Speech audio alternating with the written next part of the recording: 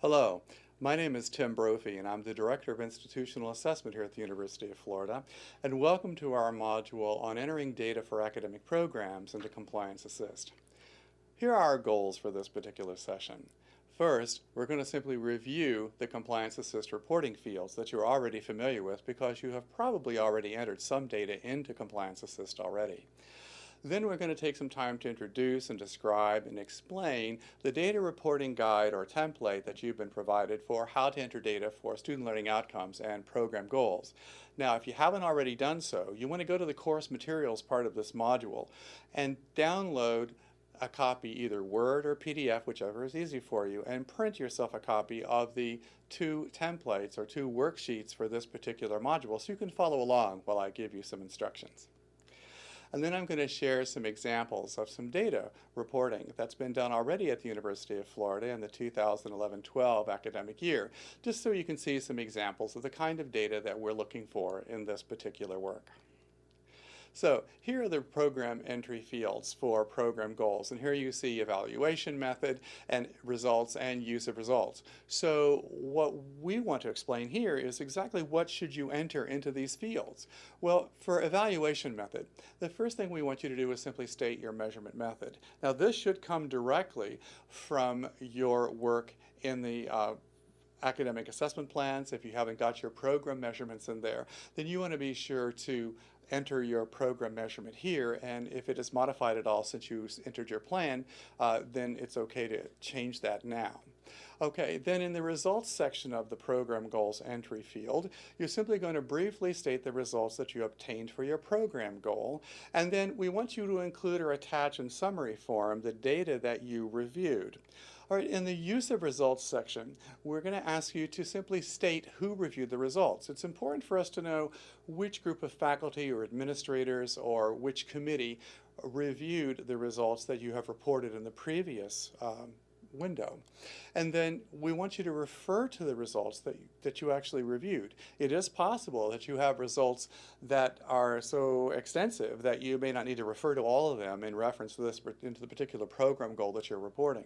So simply refer to the results that you actually did review.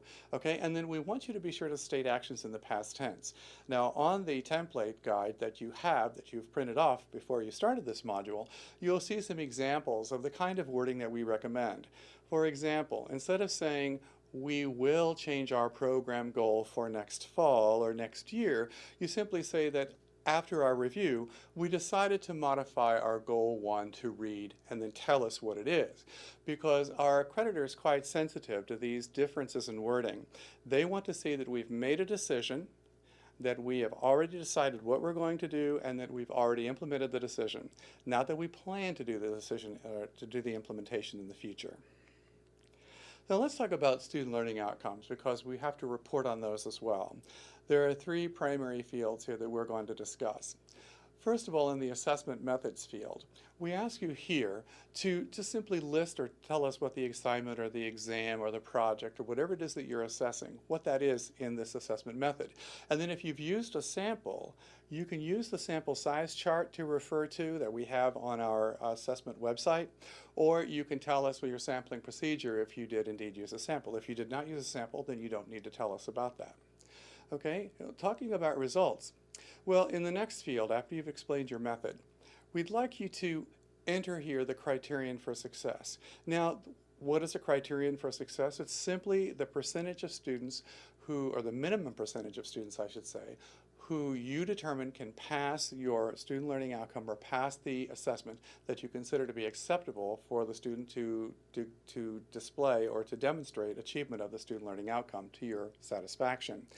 And this is up to you. However, the assessment committee has determined, the academic assessment committee has determined that 70% is the minimum we should expect for all program or all student learning outcomes. So if your criterion for success is less than 70%, we need you to provide a rationale as to why that is acceptable for your program.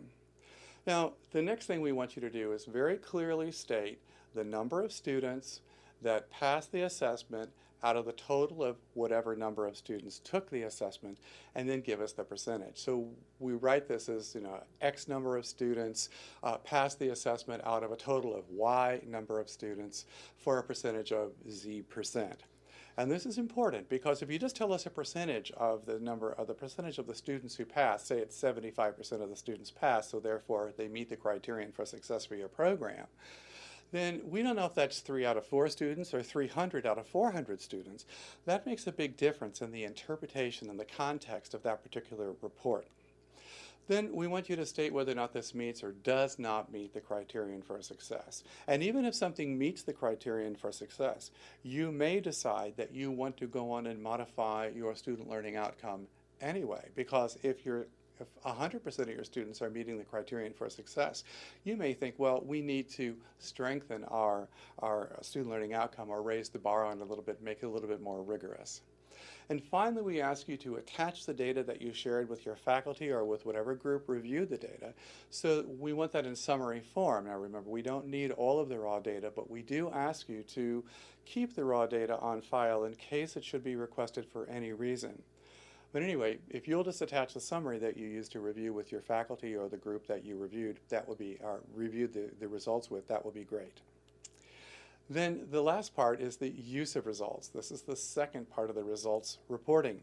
So here we want you to tell us who reviewed the results. Now, I talked to you before about faculty, administrators, committees. This time we want you to specifically tell us the group that reviewed the results so we know who has looked at this.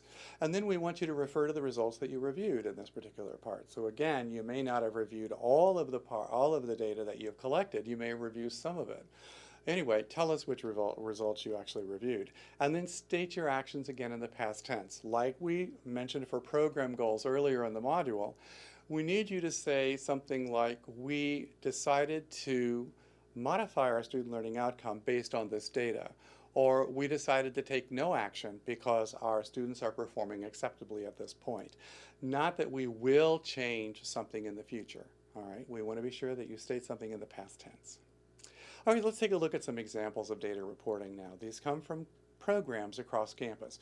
First, we're going to go to the College of Health and Human Performance Athletic Training Program. And again, this is from 2011-12. And their student learning outcome number 1 is the one we're going to use as an example. All right, this is what they wrote as the student learning outcome for this particular year. That is that students needed to demonstrate proper injury and illness prevention, clinical evaluation, diagnosis, treatment, rehabilitation, and documentation strategies required of an athletic trainer. Now, there are a lot of assessment points in there, a lot of components of that student learning outcome. So when they were deciding how to measure this, they decided that they were going to use the final clinical evaluation that occurs at the end of those 4 courses. And you can see there are 2 in the fall and 2 in the spring. So in 2011, they reported these results, that the benchmarks were met, and they attached the summary data reports. Now, I don't have those data reports attached to this, but they did attach summary data reports, which is very helpful because that made an easy reference for us to place all of their results into context when we're reviewing them in my office.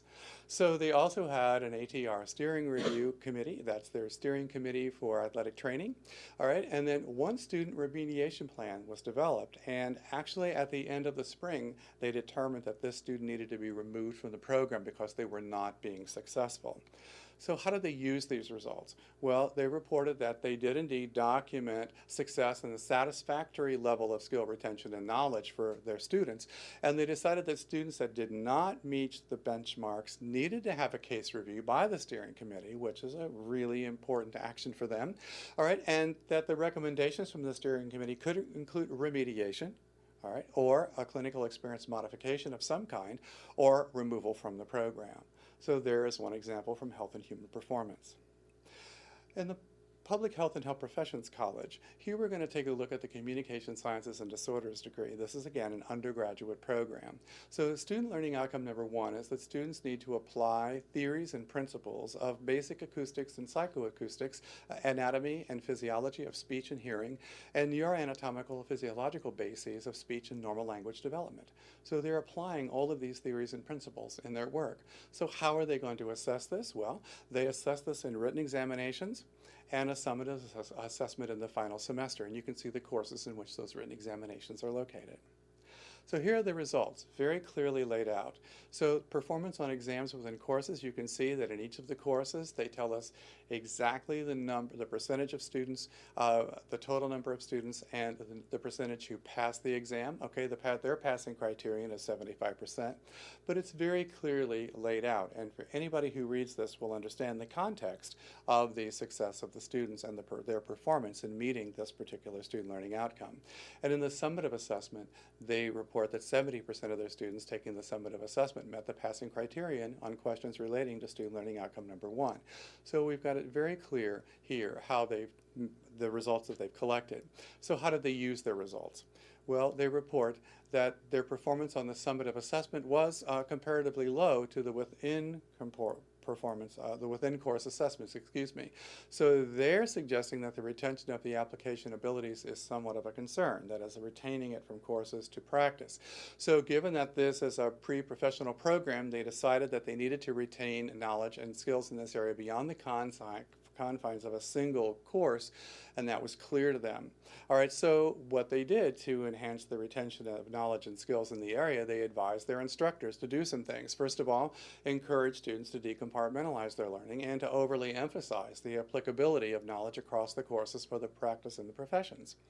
All right, and then in the observation course, they advised their instructors to increase the emphasis on the application of knowledge gained from the earlier coursework and in the journals the students create to reflect on their observations of certified clinicians engaged in clinical practice. So here's a very clear use of the results of those assessments from 2011 and 12.